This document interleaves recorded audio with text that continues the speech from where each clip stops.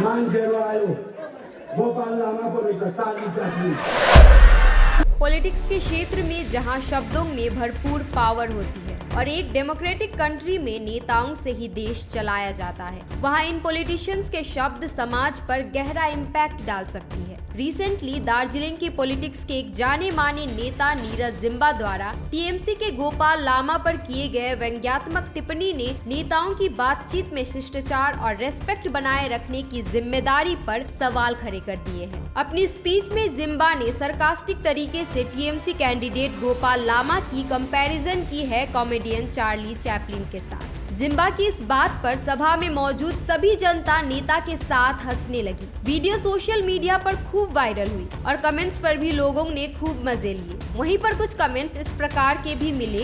एक ने लिखा है, look who is talking, I hope mister Neeraj जिम्बा realise that late mister Charlie Chaplin was the greatest and famous comedian that had ever lived. He was the comedy king. Everybody knows who is the biggest joker or comedian of our area now. वहीं एक और comment है, even after winning 2 consecutive elections, we have not witnessed any change in the hills. So what is this comedy for?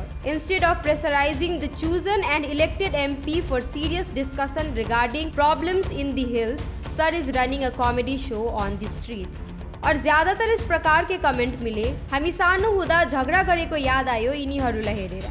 इसका मतलब है कि इन्हें देखकर मुझे हमारे बचपन में किए झगड़े याद आ गई। अब आप समझ ही सकते हैं कि नेताओं के शब्दों का जनता पर किस प्रकार असर पड़ रहा है। हमारे एमएलए को शायद अंदाजा नहीं रहा होगा कि चार्ली चैपलिन एक वर्ल्ड फेमस कलाकार है और उनकी एंटरटेनमेंट पूरी दुनिया के चेहरे पर हंसी ला देती थी, भले ही वो खुद दुख में रहे हो। और ऐसे कलाकार का नाम इस प्रकार के व्यंग्यात्मक रूप से इस्तेमाल करना उन नेता के खुद की ही लैक ऑफ नॉलेज और उनके व्यवहार को दर्शाता है। जनता ने चार्ली चैपलिन की बात पर ठहाके जरूर मारे, लेकिन ये उन कलाकार का अपमान होगा जो अपनी कला के जरिए पूरी दुनिया में जाने जाते हैं। अब इस एक वीडियो को देखिए। हमारे ऊपर थोपा गया है और ऐसा कार्टून कैरेक्टर कुछ नहीं करेगा पहाड़ के लिए। चार्ली चैपलिन को चार्ली चैपलिन नहीं कर, मनोरंजन का यहाँ पर नीरज जिम्बा ने गोपाल लामा को कार्टून कैरेक्टर कहा है और इसके अलावा वे इन दिनों अक्सर इंडिपेंडेंट कैंडिडेट बीपी बजगाई की बुराई करते भी नजर आते हैं, जो इस बार के इलेक्शन में दार्जिलिंग से इंडिपेंडेंट कैंडिडेट के रूप में सामने आए हैं। कुछ नहीं।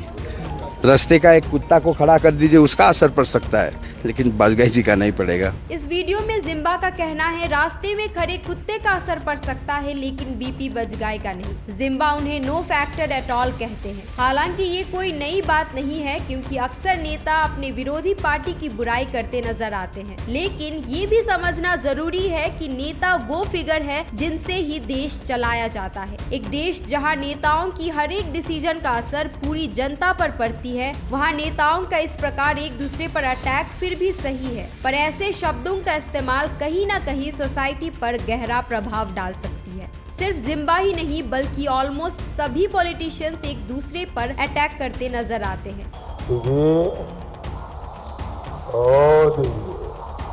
पनौती चाहे वो एक राज्य के मुख्यमंत्री हो या देश के प्रधानमंत्री, लेकिन इस प्रकार के बिहेवियर फ्यूचर जनरेशन के लिए एक पुअर एग्जाम्पल सेट कर सकती है और इंटरनेशनल लेवल पर भी पूरे देश के लिए ये एक अपमानजनक बात है।